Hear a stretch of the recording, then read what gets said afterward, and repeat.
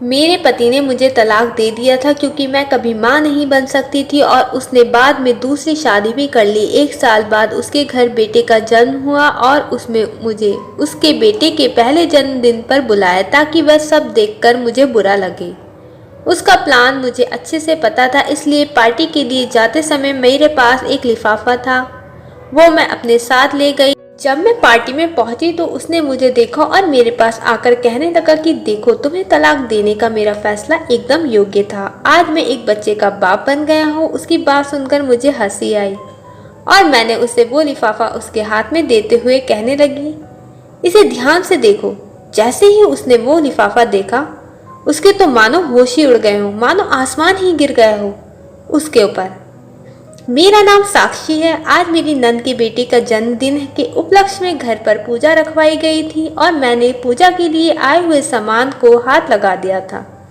बस फिर क्या था, मेरी सास ने वो देख लिया और जोर जोर से मुझ पर चिल्लाने लगी कि तूने उस सामान को हाथ लगाया ही क्यों?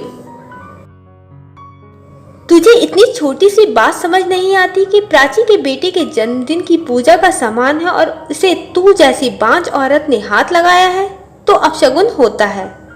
कहीं ऐसा तो नहीं कि तुझे अपनी नंद सुखी देखा नहीं जा रहा है?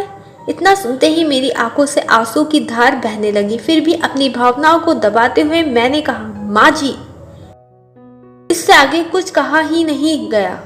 उतने में ही मेरे नंद प्राची, जो मेरी नंद कम और सहेली ज्यादा थी, मुझे ताने मारते हुए कहने लगी कि भाभी, तुमसे ऐसी उम्मीद नहीं थी। शायद मेरी माँ बनना तुमसे देखा नहीं जा रहा है। इतना अपमान सहन करने के बाद मैं उदास चेहरा के साथ अपने पति की तरफ देखने लगी। मेरा पति भी मुझे बहुत प्यार करते थे। वैसे भी हमारी लव मैरिज हुई थी। मुझे लगा कि वो मेरी तरफ से कुछ तो कहेंगे, पर वो भी मुझे उल्टा सुनाने लगे कि तुम तो प्राची को अपनी बहन की तरह मानती हो ना, फिर तुम उसके साथ ऐसा कैसे कर सकती हो? उनका ऐसा तोड़ कर बोलना, ये सुनकर तो मैं अंदर से पूरी तरह टूट गई थी, क्योंकि कोई भी स्त्री सास और नंद के ताने सहन कर सकती है, पर अगर उसका पति जिसे अपना सब कुछ माना हो, साथ साथ रहने की कसम खाई हो, अगर वो ही ऐसा कुछ कहे तो फिर मैं क्या कर पाऊंगी? मैं रोते रोते जाकर किचन में काम करने लग गई।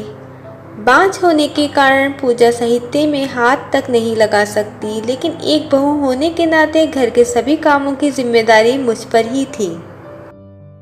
मैं सोचने लगी कि अगर मैं माँ नहीं बन सकती हूँ तो इसमें मेरा क्या दोष है? माँ बनना या माँ ना बन पाना, ये खुद एक औरत के हाथ में थोड़ी ना होता है। मेरी सास एक स्कूल टीचर थी, मेरी नंद ने लॉ कर रखा था और मेरे पति एक इंजीनियर थे। और मुझे हैरानी इस बात की होती थी कि इतने पढ़े लिखे लोगों के विचार इतने परंपरावादी हैं कि सिर्फ पूजा के सम्मान को हाथ लगा दिया तो अपशगुन हो गया। मुझे आज भी याद है कि किस तरह मैं और संयुष पहली बार ऑफिस में मिले थे। मुझे ऑफिस ज्वाइन किए कुछ और दिन हुए थे। एक दिन मैं ऑफिस में प्रेजेंटेशन दे रही थी और बॉस के साथ वहां बैठे सभी लोगों ने मेरी प्रेजेंटेशन की काफी तारीफ की।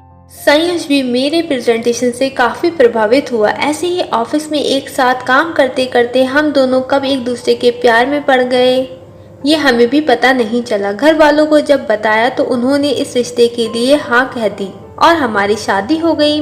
सास, ससुर और नंद का बहुत अच्छा स्वभाव था। इतना अच्छा पति मुझे मिला था, इसलिए मैं खुद को बहुत भाग्यशाली समझती थी। संयुष ने मुझे पहले ही कह दिया था कि शादी के 2-3 साल तक मुझे बच्चा नहीं चाहिए, पहले लाइसेंस जारी करेंगे फिर बच्चों की जिम्मेदारी। और शायद इसलिए घर वाले भी 2-3 साल तक बच्चों को लेकर कुछ नहीं बोले।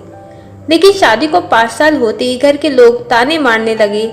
घर के सदस्य और रिश्तेदार मेरे पीठ पीछे मुझे बांझ कहने लगे। मुझे बच्चा नहीं हो रहा था, इसलिए संयुष भी मुझे पहले कुछ भी नहीं बोला, पर अब से सिर्फ काम होने तक ही बात करता था। ऐसा लगता ही नहीं था कि हम दोनों पति पत्नी हैं और एक ही घर में रहते हैं। पर मैं अपना दुख बताऊं तो किसे बताऊं, कौन मुझे समझ के लेगा? आज हमारी शादी को 8 साल हो गए थे। मैं सोचने लगी थी कि आज संयुष अपनी चुप्पी तोड़कर मुझे विश जरूर करेगा, इसलिए मैंने उसकी पसंद की क्रॉकरी में नाश्ता दिया, पर उसने शांति से नाश्ता किया और एक भी शब्द न कहते हुए चुपचाप ऑफिस के लिए निकल गया।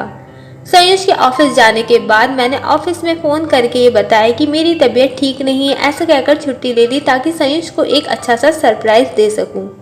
संयुष ने मुझसे एक भी बार भी नहीं पूछा कि कि तुमने छुट्टी क्यों ली, क्या तुम्हारी तबीयत ठीक नहीं? मैंने रात के खाने में पालक पनीर, कोफ्ते की सब्जी और बहुत कुछ बनाया। बेडरूम सुंदर फूलों से और मोमबत्तियों से सजाया और उसकी पसंद की लाल रंग की बॉर्डर की साड़ी पहनी। मुझे आज पूरा यकीन था कि संयुष आज उसकी चुप्पी तोड़कर मुझसे बात करेगा और मैं उसे बच्चा गोद देने के लिए राजी कर लूं। लेकिन जब वो घर आया उसने एक बार भी मेरी तरफ नहीं देखा। मुझे लगा कि शायद बेडरूम में जाकर विश करेगा, पर सब कुछ उल्टा ही हो गया। विश करना तो दूर, उसने मेरी तरफ देखा तक नहीं। थोड़ी देर बाद मुझसे ही नहीं रहा गया और मैं ही उसे बोली, संयुष आज अपनी शादी की सालगिरह है, वो भी भूल गए तुम? ये सुनते ही वो कहने लगा, अरे नहीं नहीं, ये दिन तो भूलना भी चाहूँ तो भी नहीं भूल सकता, क्योंकि आज ही के दिन एक बांझ औरत मेरे गले पड़ गई थी। उसके ऐसे शब्द सुनकर मानो मेरी आंखों के सामने अंधेरा छा गया। मैं अपने आंसुओं को रोकते हुए कहने लगी, क्या हम बच्चा गोद नहीं ले सकते? मैंने कितनी बार कहा और इस पर अपनी कितनी बार बहस हो चुकी है कि मैं दूसरे का बच्चा, दूसरे खून नहीं ले सकता। मुझे मेरा खुद का बच्चा चाहिए जो तुम मुझे इस जन्म में नहीं दे सकती। और हाँ, आज अपनी शादी की सालगिरह है तो मैं तुम्हारे लिए एक अलग ही गिफ्ट लेकर आया हूँ। मैं सोचने लगी कि जो इंसान बार बार नाक की ही रट लगा रखी है वो मेरे लिए क्या गिफ्ट लेकर आया होगा। संयुष ने मुझे एक लिफाफा दिया। मैं भी बहुत उत्सुकता से खोलने लगी थी। अंदर जब देखा तो उसमें तलाक के पेपर्स थे। उन कागजात को देखकर मुझे विश्वास ही नहीं हो रहा था कि जो इंसान मेरी इतनी तारीफ करता था, इतना प्यार करता था, हर तरह के समय में मेरा साथ दिया, आज एक बच्चे के लिए मुझे तलाक दे देगा। ऐसा लग रहा था मानो आसमान ही टूट पड़ा हो मुझ पर। लग रहा था जोर जोर से रोऊं, पर फिर भी अपने आप को संभालते हुए तलाक पेपर पर साइन कर दिए, क्योंकि जब उसके मन में मेरे लिए प्यार ही नहीं तो ऐसे इंसान के साथ रहने में क्या फायदा। दूसरे दिन मैंने वो घर छोड़ दिया और संयुष यही चाहता था। कुछ दिनों बाद मैंने बहुत कोशिश करके अपना ट्रांसफ़र दूसरे ब्रांच में करवा लिया, क्योंकि उसके साथ काम करना मतलब पुरानी यादों को ताज़ा करने जैसा था। 1 महीने बाद ही उसकी दूसरी शादी हो गई और 1 साल बाद पता चला कि उसे बेटा हुआ है। बेटा होने की खुशी में उसने पार्टी रखी थी और उस पार्टी में मुझे भी बुलाया था ताकि वो मेरा अपमान कर सके। मैं भी उस पार्टी में गई। मुझे देखते ही वो मेरे पास आया और कहने लगा कि देखा, तुम्हें तलाक देने का फैसला मेरा कितना सही था, मैं बाप बन गया हूँ। मैंने भी बहुत ही नम्रता से उसे पिता बनने की बधाई दी। बाद में मैंने अपने साथ एक जो लिफाफा लाया था उसे देते हुए कहा कि मेरी तरफ से ये एक सरप्राइज गिफ्ट का नाम सुनकर वो थोड़ा हैरान हो गया, क्योंकि शादी की सालगिरह के दिन उसने भी मुझे एक सरप्राइज गिफ्ट दिया, तलाक के पेपर्स। अब ये मुझे कौन सा गिफ्ट दे रही है, इस सोचते हुए उसने वो लिफाफा खोला और सामने जो देखा उसे देखकर उसके पैरों तले जमीन खिसक गई। दिसंबर की कड़कड़ाती हुई ठंड में वो पूरा पसीने से भीग गया था, क्योंकि उस लिफाफे के अंदर उसकी मेडिकल रिपोर्ट थी और उसमें साफ साफ लिखा था कि वो कभी बाप नहीं बन सकता। वो अपनी पत्नी की तरफ देखने लगा और उसकी झुकी हुई नज़र सब कुछ एकदम शीशे की तरह साफ कर दिया था। मैंने उससे कहा कि अब तुम्हें तय करना है कि तुम्हें दूसरे का बच्चा, दूसरे का खून गोद लेना है या नहीं। ऐसा कहकर मैं वहाँ से चली गई। दूसरे दिन वो और उसकी माँ मेरे घर आए। दोनों को कुछ समझ नहीं आ रहा था कि क्या कहा जाए। फिर वो कहने लगा कि वो मेडिकल रिपोर्ट। मैंने उसे बताया कि तुम्हें याद है हम दोनों ने मेडिकल चेकअप करवाया था और किसी काम की वजह से तुम रिपोर्ट लाने नहीं जा पाए, फिर मैं अकेली ही गई थी। इस पर संयुष कहने लगा कि हाँ, और फिर घर आने के बाद तुमने कहा कि कमी तुम में है। फिर तुम झूठ क्यों बोली? क्यों इतने दिनों तक सभी के ताने सुने? क्या जरूरत थी तुम्हें झूठ बोलने की? मैंने कहा क्योंकि मैं तुमसे प्यार करती थी। मुझे लगा कि जब तुम्हें सच पता चलेगा तो तुम इस बात को सहन नहीं कर पाओगे और अंदर से पूरी तरह टूट जाओगे।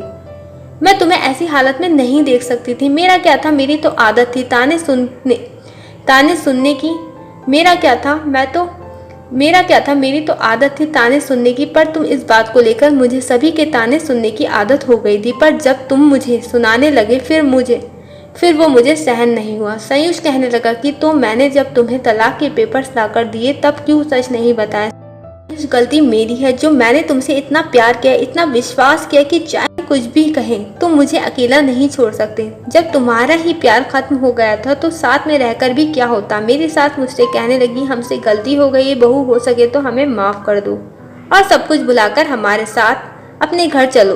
भी मैंने उनसे कहा कि बात माफ करने या ना करने की नहीं, बात स्वाभिमान की। और अब मैं उस घर में पैर नहीं रख सकती। संयुष मेरी शादी है और मैंने तुम्हें वो सरप्राइज गिफ्ट दिया क्योंकि मुझे देखना था कि ये सब जानकर तुम दूसरे बच्चे को, दूसरे के खून को गोद लेते हो या नहीं, क्योंकि जब मैंने कहा था तो तुमने साफ मना कर दिया था। और इससे एक बात पता चलती है, पुरुष हमेशा ही खुद के कर्तव्य बड़े होने का दिखावा करते हैं और भोली भाली औरतों को हमेशा नीचा दिखाने की कोशिश करते हैं। पर कमी एक पुरुष में भी हो सकती है, भूल जाते हैं और आगे चलकर ऐसे ही व्यक्ति फंस जाते हैं और जब तक सच्चाई का पता चलता है तब तक बहुत देर हो चुकी होती है। जो पुरुष अहंकार के कारण एक स्त्री पर अत्याचार करते हैं उसके पीछे भगवान होता है, भूलना नहीं चाहिए। साथियों, जीवन जीते हुए कभी भी किसी के साथ अन्याय नहीं करना चाहिए और अगर खुद पर अन्याय होता है तो उसे सहन भी मत करिए। आशा करती हूँ आपको ये कहानी पसंद आई होगी। Please like, share and subscribe to my channel. धन्यवाद।